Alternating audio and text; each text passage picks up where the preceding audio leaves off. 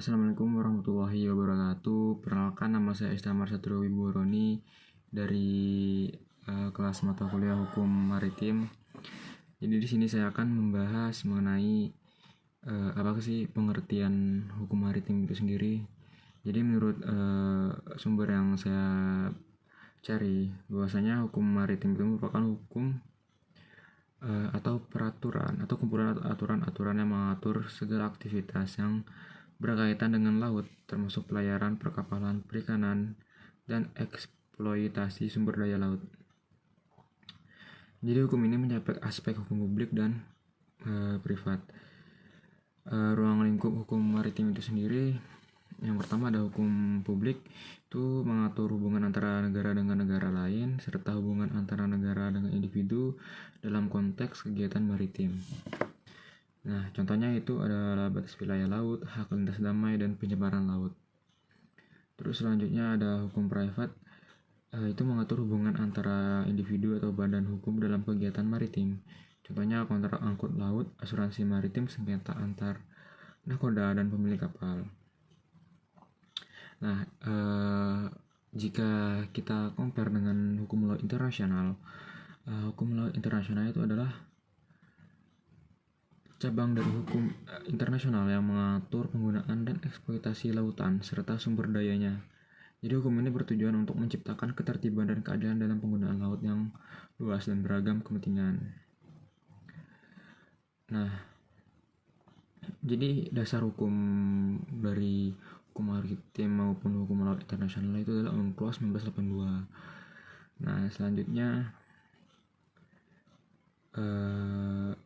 ada bahwasanya hukum maritim menurut UNCLOS 1982 adalah, jadi sebelumnya saya akan menjelaskan dulu. UNCLOS 1982 itu adalah perjanjian internasional yang menjadi landasan hukum utama dalam mengatur segala aktivitas laut.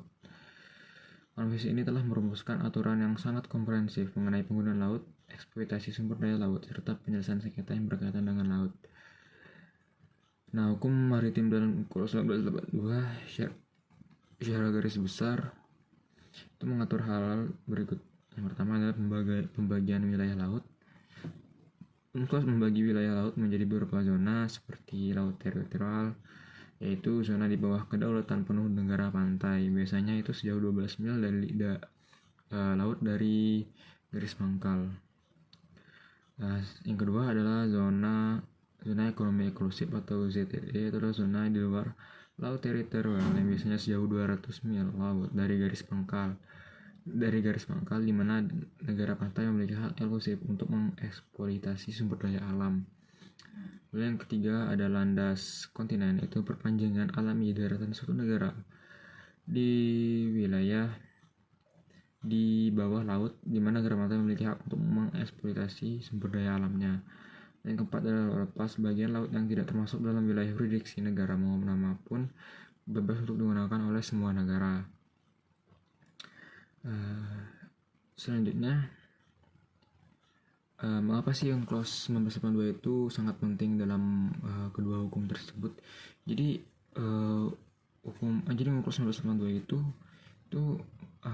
mengatur tentang ketertiban dunia maritim, di mana konvensi ini menciptakan kerangka hukum yang jelas dan seragam untuk mengatur aktivitas di laut sehingga mengurangi potensi konflik. Lalu yang kedua, perlindungan lingkungan laut. UNCLOS menekankan pentingnya menjaga kelestarian lingkungan laut dan sumber daya alamnya. Lalu yang ketiga itu adalah kerjasama internasional, di mana konvensi mendorong kerjasama antar negara dalam pengelolaan laut dan sumber dayanya. Jadi hukum maritim menurut UNCLOS 1982 itu merupakan suatu sistem hukum yang sangat kompleks dan dinamis. Konvensi ini tidak hanya mengatur hubungan antara negara-negara pantai, tetapi juga mengatur hubungan antara negara pantai dengan kapal-kapal asing, serta antar negara-negara pantai dengan organisasi internasional dengan memahami hukum maritim. Juga kita dapat menghargai pentingnya laut bagi kehidupan manusia dan lingkungan. Jadi negara pantai itu sendiri itu memiliki hak dan kewajiban, di mana UNCLOS memberikan hak khusus kepada negara pantai, seperti hak untuk mengeksploitasi sumber daya alam di zona ekonominya, namun juga mewajibkan negara pantai untuk melindungi lingkungan laut. Terus selanjutnya ada navigasi dan lintas laut. Itu konvensi ini mengatur hak lintas damai kapal-kapal asing di laut teritorial dan di perairan internasional. Lalu yang ketiga adalah konservasi dan pengelolaan sumber daya laut. Jadi UNCLOS mengatur pemanfaatan sumber daya laut seperti ikan, minyak bumi, gas alam, dan mineral lainnya dengan cara yang berkelanjutan. Lalu ada pencemaran laut. Itu konvensi ini mewajibkan semua negara untuk mencegah dan mengurangi pencemaran laut. Yang terakhir adalah penyelesaian sengketa. UNCLOS menyediakan berbagai mekanisme untuk menyelesaikan sengketa yang timbul dalam hubungan hukum laut. Nah, jadi secara sederhana itu hukum maritim itu mengatur segala aktivitas yang berkaitan dengan laut, mulai dari pelayaran kapal, perikanan, eksploitasi sumber daya laut, hingga pembangunan infrastruktur di wilayah pesisir. Dan hukum ini juga mengatur hubungan antar negara terkait penggunaan laut dan sumber dayanya. Hukum maritim itu sangat penting dipelajari karena kita bisa mengetahui tentang lalu lintas laut, di mana isinya adalah memastikan keamanan dan ketertiban dalam pelayaran, mencegah tabrakan, dan menghindari konflik antar kapal. Lalu ada mengelola sumber daya laut, itu menentukan hak dan kewajiban negara dalam memanfaatkan sumber daya laut seperti ikan, minyak bumi, dan gas alam.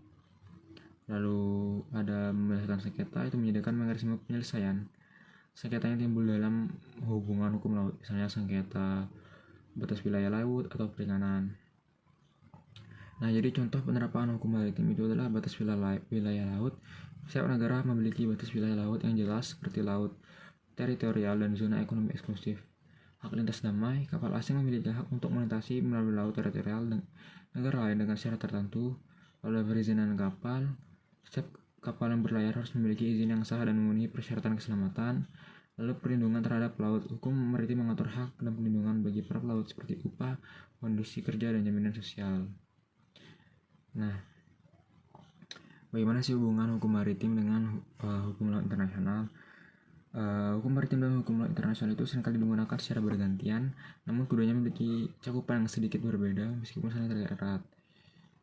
Nah, tapi hal tersebut itu tetapi hukum maritim dan hukum laut internasional itu saling berhubungan. Jadi hubungan antara keduanya itu adalah hukum maritim dapat dianggap sebagai bagian dari hukum laut internasional. Hukum maritim memberikan aturan-aturan yang lebih spesifik dan teknis dalam menjalankan aktivitas di laut, sementara hukum laut internasional itu memberikan kerangka hukum yang lebih umum dan prinsip-prinsip dasar mengatur hubungan antar negara dalam penggunaan laut. Nah, contoh hubungannya itu adalah yang pertama adalah pembagian wilayah laut. Hukum laut internasional membagi wilayah laut menjadi beberapa zona, yaitu laut teritorial, ZEE, landas kontinen.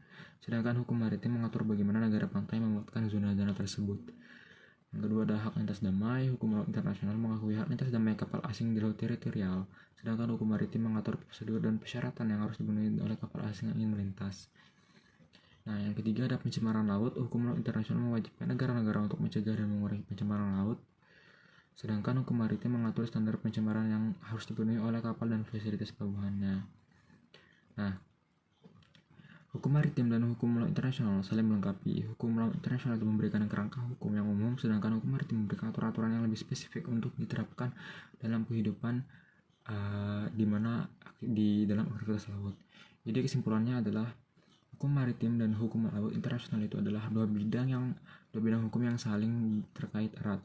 Hukum maritim merupakan bagian dari hukum laut internasional yang lebih luas. Keduanya sama-sama penting untuk menjaga ketertiban, keamanan, dan kelestarian lingkungan laut. Jadi mungkin itu saja jawaban dari saya mengenai pengertian hukum maritim dan hubungan antara hukum maritim dan hukum laut internasional, di mana sumbernya saya cari di internet dan berdasarkan UNCLOS 1992. Apabila ada kekurangan materi, saya mohon maaf. Sekian, terima kasih. Wassalamualaikum warahmatullahi wabarakatuh.